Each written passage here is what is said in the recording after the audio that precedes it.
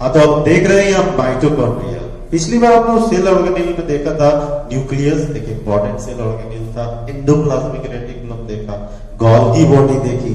अब Golgi body के बाद लाइसोसोम जो है वो भी एक इंपॉर्टेंट है, हम देख सकते हैं। अब ये हम लोग देखते हैं माइटोकॉन्ड्रिया। माइटोकॉन्ड्रिया एक इंपॉर्टेंट सेल ऑर्गेनेल है। ये डबल मेम्ब्रेन बाउंडेड स्ट्रक्चर होता है। ये सॉसेज के शेप का हो सकता है, इस तरह से राउंडिंग होता है। तो डबल मेम्ब्रेन है, ये हो गया आउटर मेम्ब्रेन। अब ये इसके अंदर में इनर मेम्ब्रेन, और इनर मेम्ब्रेन जो है ना वो अंदर की तरफ, ये देखिए ये अंदर की तरफ खोज गया, अंदर की तरफ ये इनफोल्डिंग, इसमें इनफोल्डिंग है।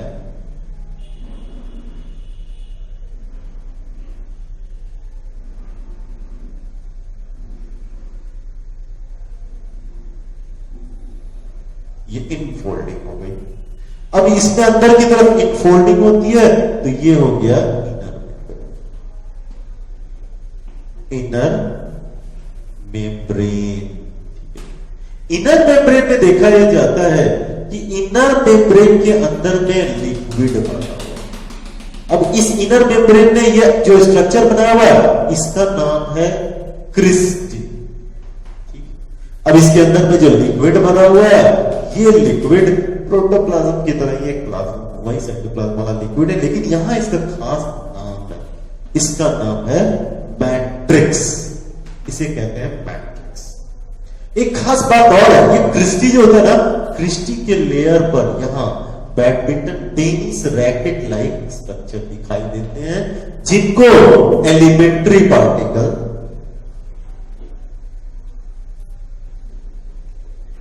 एलिमेंट्री पार्टिकल या ऑक्सीजोम्स कहते हैं। यही ऑक्सीजोम्स जो है ना एटीपी के फॉर्मेशन में हेल्प करते हैं। अब क्या होता है कि इस मैट्रिक्स में इसके पास अपना भी एक प्रोकैरियोट टाइप का सर्कुलर डीएनए प्रेजेंट होता है। इस डीएनए की वजह से ये अपना प्रोटीन बना सकता है। इसके पास राइबोसोम्स भी पाए जाते हैं। कैसे राइबोसोम? प्रोकैरियोटिक 70S राइबोसोम पाया जाता है। तो 70S राइबोसोम पाया जाता है और ये पाया जाता है। अब इसके बाद एक बच गया, ये आउटर मेम्ब्रेन और इनर मेम्ब्रेन के बीच की स्पेस को कहते हैं इंटर मेम्ब्रेन स्पेस। अब खास बात है कि ये करता क्या है? होता यह है कि जो भी खाना हम खाते हैं वो डाइजेस्ट होता है। डाइजेस्ट होने के बाद डाइजेस्टेड फूड सेल के अंदर पहुंचता है। सेल के अंदर में फिर उसको रिस्पायरेशन के द्वारा चलाया जाएगा और ऑक्सीडेशन करने के लिए ये रिस्पिरेशन करवाता है। और रिस्पिरेशन होने के बाद वो CO2H2O में टूटता है और ऑक्सीजोन्स उससे एनर्जी प्रोड्यूस करते हैं। तो ये क्या करता है? मैन्युफैक्चर करता है एनर्जी को, मैन्युफैक्चर एनर्जी। इसीलिए इसको power house of the cell भी कहते हैं। पावर हाउस ऑफ सेल कहते हैं, power house of the cell. और एटीपी जो होती है उसे हम कहते हैं एनर्जी करेंसी। Energy currency. तो फिर से समझते हैं कि ये क्या है स्ट्रक्चर। अगर आपसे किसी ने पूछा तो it is double membrane bounded structure. Number 2, outer membrane, inner membrane. Inner membrane is infolded into the liquid known as matrix and the infoldings are known as cristae. Cristae के सरफेस पे, the surface of cristae bears some badminton racket like structure और tennis racket like structure known as oxysomes or elementary particle or F1 particles. These oxysomes are responsible for the production of ATP, energy currency. So because it produces energy, so it is also known as powerhouse of the cell. The matrix of the mitochondria consists single circular prokaryotic DNA and some ribosomes, so it has its capacity to produce its own protein. Since it can produce its own protein, so it is autonomic. It does not depend fully on the nucleus for its requirements of the protein. So it is also called a semi-autonomous organism. Semi-autonomous organism. Why? Because it has its own protein synthesis machinery. It has its own circular DNA, ribosome, so it can produce some of the proteins of its own requirement. So it is called semi-autonomic or semi-autonomous. Semi-autonomous. So it is known as semi-autonomous. There are only two organisms which are semi-autonomous. One is mitochondria, another one is plastid. The function of mitochondria: produce energy, ATP. Respiration is done here. The production of the ATP is done here. Now the next is plastid.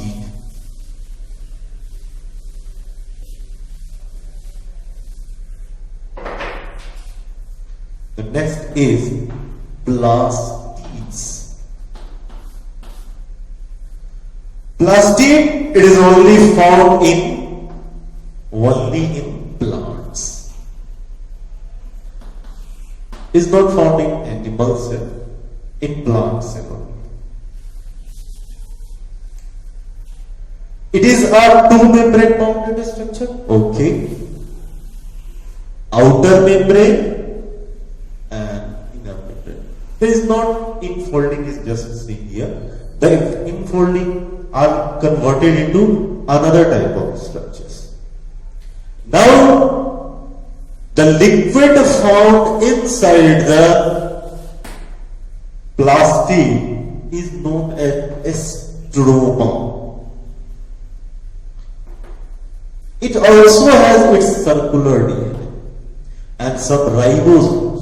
So it is also a semi-autonomous.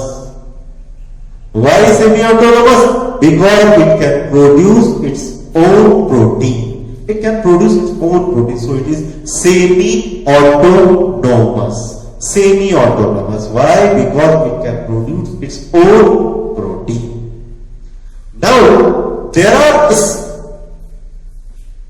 packets, sac-like or bag-like structures known as thylakoids. Thylakoids. These are thylakoids. These are bag-like, sac-like structures are known as thylakoids or lamellae. They are also known as lamellae. Many thylakoids are arranged cylindrically one above each other. They are piled one above the other, stacked. ये एक के ऊपर एक piled, एक के ऊपर रखे हुए, इस तरह से एकदम सिलिंड्रिकल टाइप स्ट्रक्चर बना लेते हैं. ये बना दिया इन्होंने. अब ये जो सिलिंड्रिकल स्ट्रक्चर है, ये स्ट्रक्चर सिलिंड्रिकल इस प्रकार से दिखाई देता है. तो हम देख पा रहे हैं thylakoid is converted into stroma, cylindrical structure. This cylindrical structure is known as granum. अब इसका नाम क्या पड़ गया? एक granum. Singular, it is singular. और जब प्लूरल होता है तो इसको कहते हैं granum. Grana are found in the stroma of plastid. Sometimes these granums are joined with, sometimes these granums are also joined with thylakoid and lamellae which are freely found in stroma, which are not part of the granum. These are not taking part in piling of these thylakoids. These are not part of this granum. These are freely found in stroma. This type of lamellae is known as stroma lamellae. Stroma lamellae. So these are the important parts. If you have to describe the structure of the plastid, what is the structure of the plastid? Plastid is double membrane bounded structure. Outer membrane, inner membrane. The liquid found in the plastid is known as stroma. It has its own single circular DNA, prokaryotic DNA. It has its own prokaryotic ribosome, so it can form its own protein. So it is also called semi-autonomous organelle. In the stroma, there are many small packets or bag-like or sac-like structures are found known as thylakoids. These thylakoids are piled up or stacked one over each another, forming a cylindrical structure. Then these cylindrical structures are known as granum or granum. Two or more granums are sometimes joined with lamellae or thyla which are freely found in the stroma. So this is known as stroma lamellae. इसको stroma lamellae भी बोलते हैं. So this is known as stroma lamellae. अब ये granum जो होता है ना, ये ग्रैनम के अंदर में लिक्विड भरी होती है, पिगमेंट्स भरे होते हैं. इन पिगमेंट्स के कारण जिसे क्रोमा, ये पिगमेंट्स कहते हैं कलर देते हैं, क्रोमा. तो प्लास्टिड दो प्रकार के होते हैं. एक होता है क्रोमोप्लास्ट, कलरफुल पिगमेंट्स, और एक होता है leucoplast, colourless pigment, less colourful. और इसमें भी अलग अलग हो सकते हैं. कलरफुल पिगमेंट्स में सबसे ज्यादा ग्रीन कलर का होता है, उसे हम कहते हैं क्लोरोप्लास्ट. क्लोरोप्लास्ट ये ग्रीन पिगमेंट रखता है.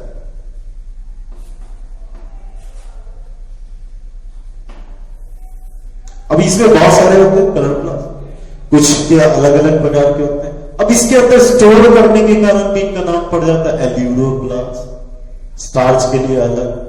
तो बेसिकली हमें दो है, क्रोमोप्लास्ट, ल्यूकोप्लास्ट. और क्रोमोप्लास्ट में ग्रीन कलर का पिगमेंट अगर क्लोरोफिल पाया जाता है, ग्रीन कलर आ जाता है क्लोरोफिल की वजह से, तो अब इसे कहेंगे क्लोरोप्लास्ट, नहीं तो क्रोमोप्लास्ट. अब अगर इस सबका बेसिक फंक्शन वही है, बस पिगमेंट अलग अलग होने के कारण इसका नाम पड़ गया अलग से, पिगमेंट अलग होने के कारण पड़ गया, इसका नाम पड़ गया. तो देख पा रहे हैं कि पिगमेंट अलग अलग होने की वजह से नाम पड़ गया, फंक्शन भी अलग अलग, बिल्कुल अलग अलग. क्लोरोप्लास्ट का मेन काम होता है फोटोसिंथेसिस करवाना. ये फोटोसिंथेसिस करता है, ये हेल्प करता है फोटोसिंथेसिस में. वही क्रोमोप्लास्ट वेरियस कलर देने का काम करता है, पॉलिनेशन के लिए इंसेक्ट्स को अट्रैक्ट करने का काम करता है. ल्यूकोप्लास्ट कलरलेस होता है, लेकिन देखा जाता है ऑयल एंड लिपिड के स्टोरेज का काम करता है,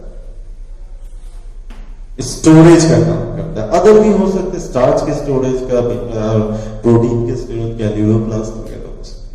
तो this is the structure and these are the functions of plastid. It is found only in plants.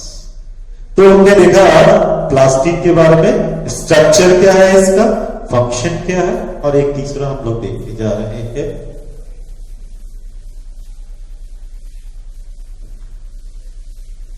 Simple सा एक छोटा सा है, दैट इज कॉल्ड लाइसोसोम.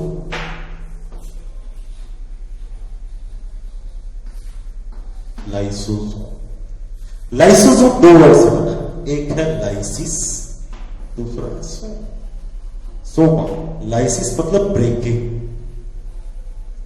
और सोमा मतलब बॉडी।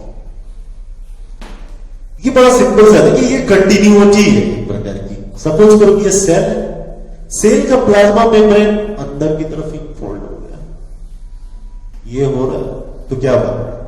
Endoplasmic reticulum. अब एंडोप्लाज्मिक रेटिकुलम सपोज करो कि ये कुछ पार्ट टूट गया तो क्या बन गया? ये बन गया गोल्गी बॉडी। और गोल्गी बॉडी पैकेज करने का काम करता है, सारे एंजाइम को पैकेट में भर भर के छोड़ना, तो वो पैकेट्स निकल रहे हैं, बड़े बड़े ऑर्गेनिल बन रहे हैं खाली इसी में के द्वारा। ये बनाया गया एक ऑर्गेनिल है लाइसोसोम। लाइसोसोम के अंदर में हाइड्रोलाइटिक एंजाइम पड़ा हुआ है। ये जो एंजाइम पड़ा हुआ है वो है हाइड्रोलाइटिक एंजाइम। और इसकी खास बात है कि ये सारी चीज लगभग डाइजेस्ट कर देते हैं, कार्बोहाइड्रेट, प्रोटीन, फैट और सारी चीजें लगभग सेल की सारी चीजें डाइजेस्ट कर देता है। तो ये जब सेल की सारी चीजें डाइजेस्ट कर सकता है, बड़े काम का हो गया। ये क्या करेगा? पहला, डाइजेशन में मदद कर देगा, डाइजेशन में मदद कर देगा। अगर सेल के अंदर में बाहर से कोई फॉरेन पार्टिकल्स घुस गया, कोई बैक्टीरिया वायरस घुस गया, उसको सीधे इसके अंदर में जाइए और डाइजेस्ट कर देगा फॉरेन पार्टिकल को भी। Digest foreign particles. अगर डाइजेस्ट कर देता फॉरेन पार्टिकल को तो क्या करता है? प्रोटेक्ट कर रहा है, एक प्रकार का प्रोटेक्शन कर रहा है। दूसरी बात एक चीज और कि ये डाइजेशन तो करता है, सेल के अंदर में कोई ऑर्गेनिल टूट जाए, खराब हो जाए, तो उसको भी डाइजेस्ट कर देगा, यानी कचरों को भी हटा देता है, सेल डेब्रिस को भी डाइजेस्ट कर देता है, सेल डेब्रिस को भी डाइजेस्ट कर देगा।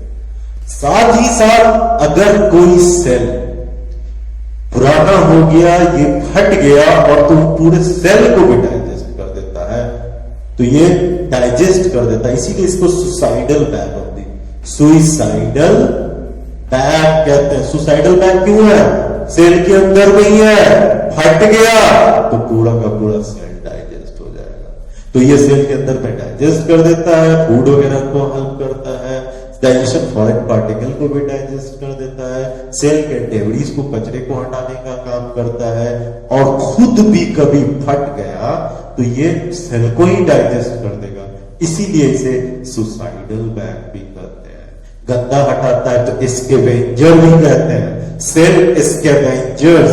सेल स्कैवेंजर का मतलब सेल के अंदर के सारे गंदगी को ये बाहर कर देता है। सुसाइडल बैग है क्योंकि ये सेल को खत्म कर देता है, digestion of the foreign particle करता है। और ये एक इंपॉर्टेंट है, फॉर्म बनाई किसके द्वारा बनाया गया? गोल्गी बॉडी के द्वारा बनाया जाता है।